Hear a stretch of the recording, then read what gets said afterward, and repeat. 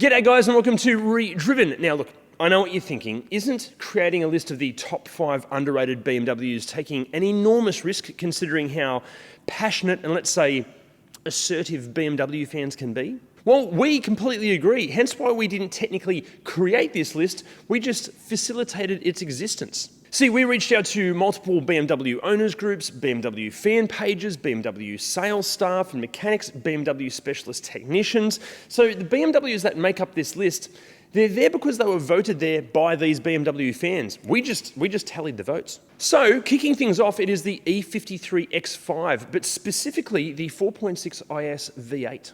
The E53 X5 was a monumental vehicle for BMW, and while even its existence was widely criticised at first, its entry into the brand's lineup skyrocketed sales like no other BMW before it. This was more than partly thanks to the E53 being penned by none other than master designer Mr. Frank Stevenson. And if history has taught us anything, it's that whenever this guy puts pen to paper, we end up with one hell of a result.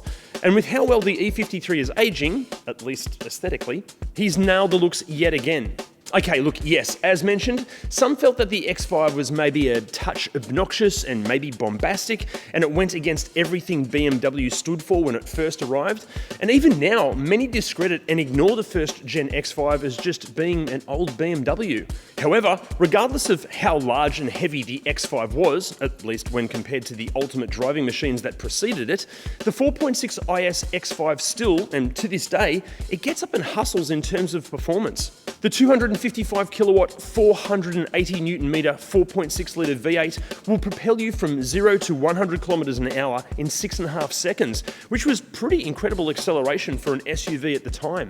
Now, there is seemingly an endless argument within the BMW community surrounding which V8 E53 X5 is the pick, as a more powerful 4.8 litre replaced the 4.6 from 2004. But while the larger capacity power plant may have more ponies, the older school 4.6 has the better reputation for reliability. In saying that, the 4.6 still does have its gremlins, like the timing chain guides, and oil leaks, and Vanos problems, and various electronic issues. But the good news for those in the market is that these things have depreciated to within an inch of their lives. So ignoring any of the highly potential mechanical issues, they're an absolute bargain considering the amount of car you get for the financial outlay. Here in Australia, some examples are even going for as little as $10,000, but we would highly recommend keeping a few $1,000s handy if you're thinking of buying one for that sort of money. Now, before we get to our next car, if anybody out there has an X5 or has access to an X5 and you'd be happy to lend it to us for a day to review here on ReDriven, and you happen to live in Sydney or Newcastle or somewhere close by, can you let us know in the comments or on the socials? Because we would love to feature an X5. We just need to find one. Okay, next up it is the E83 X3 3.0 SI M Sport. So many threes.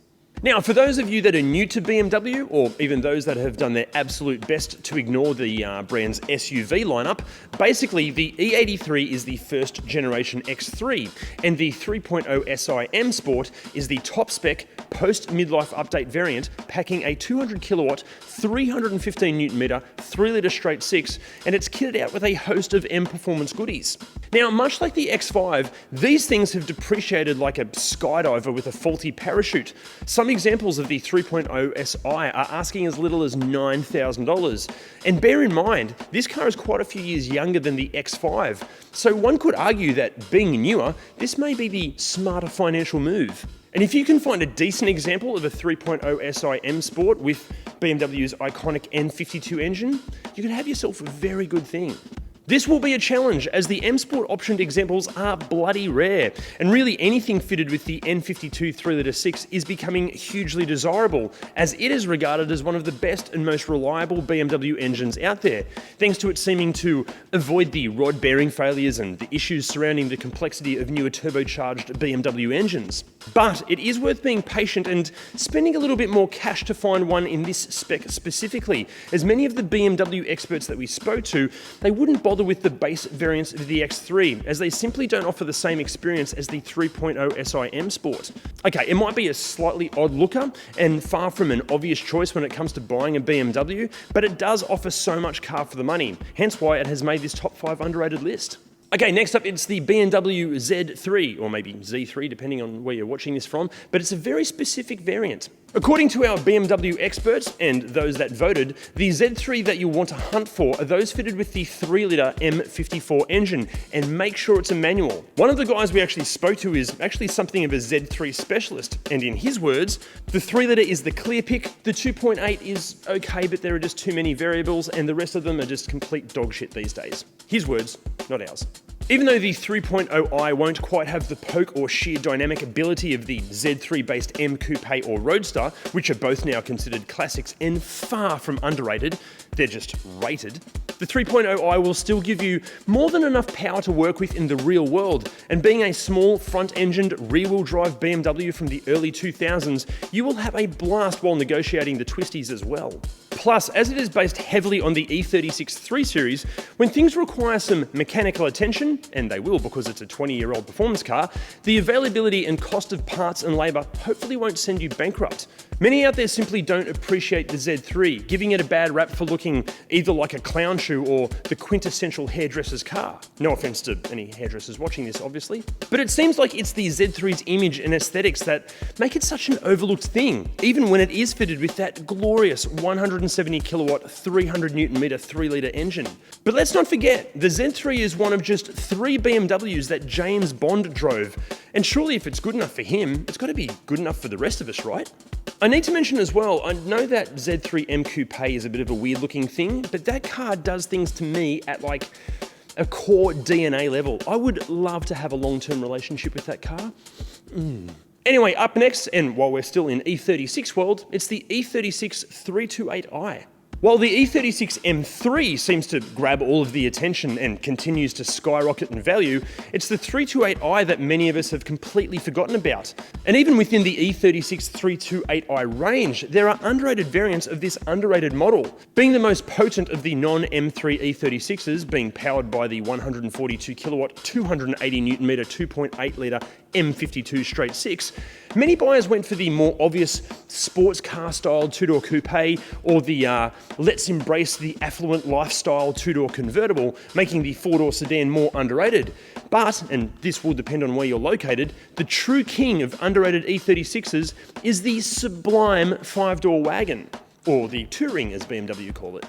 Unfortunately, this wonderful specimen is incredibly hard to find outside of Europe or the UK. While seemingly ignored or forgotten by the masses, those in the know are helping E36 prices increase, with this generation starting to gain real popularity as a far more affordable alternative to more commonly popular E30 or later generation 3 Series cars. It's not uncommon to see banged up and modified E36s in their masses at track days and rallies and drifting events, thanks to their exceptional handling characteristics.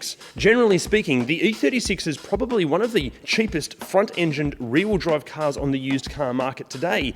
But due to the recent rise in popularity, buyers are becoming more savvy to the E36's charms, and the 328i is especially becoming a very sought-after variant. As far as ownership goes, if, or we should say when, something goes bang, thanks to BMW sharing parts across platforms and a huge fan base of owners, repairs shouldn't cost an arm and a leg, at least in comparison to some later model BMWs. Even the aftermarket scene caters for these things greatly, so if you do need to fix it or if you want to modify one, you're going to be spoilt for choice. However, if you find a mint 328i with low kilometres and a perfect history, we'd highly recommend keeping it as standard as possible, as these things are surely future classics. Now, before we get to number one, and it is a clear first place because it won by pretty much a unanimous decision, I've got to ask a favour. If you're enjoying this video, can you please hit those like, subscribe and bell buttons? It really does help us out so much. It helps us to make more of this content for you. And if you're enjoying ReDriven, please share ReDriven as much as you can. That'd be bloody awesome. Okay, clearly taking this list out, it's the E87 130i. While the big power and even bigger power potential of the 135i and the 135is and the is it an M, is it not an M argument over the wonderful 1M Coupe tends to draw all of the attention in the E81, 82, 87 and 88 1 Series realm, many seem to forget that the underrated hero of this generation of 1 Series is the 130i. Many actually suggest that the 130i is actually the saving grace for this generation of 1 Series, as many of the lesser variants are just pretty drab, slow and downright boring, especially in diesel form.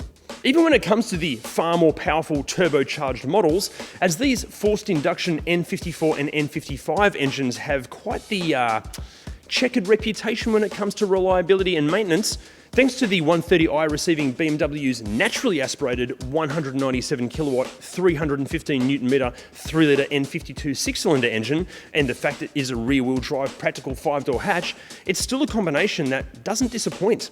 Okay, sure, these might not have the firepower of the turbocharged models, but remember, to finish first you have to finish. But there's something incredibly satisfying about revving a naturally aspirated BMW 6 out, especially when that 6 is bolted into a small, lightish hatch with all of the usual BMW driving characteristics. Still not sold? Well, thanks to some, let's say, controversial styling, which makes these things a little bit less desirable, and BMW's more than casual relationship with depreciation, you can get one of these things here in Australia for as little as $12,000. We would, however, spend a little bit more because over time, cheap 1 Series can start to do cheap 1 Series things, meaning it may spit in your face and run away with your wallet while laughing deviously. But having said that, well-kept examples shouldn't have any problems. Hopefully, but it might, but hopefully it won't. But you never know. Now, next week, and arguably even more controversially, we're going to be posting the top 5 overrated BMWs list. And make sure you check that video out and check out the comments because I'm sure they're going to make for a great read. And speaking of comments, we want to know what makes up your personal top 5 underrated BMWs list. Let us know in those comments. And remember, can you please hit those like, subscribe and bell buttons and share ReDriven as much as you can? That'd be awesome. See you next week. 5 BM within an inch of their lives. Within an inch of their lives. Car you get for the so good. Bargain considering the amount of you.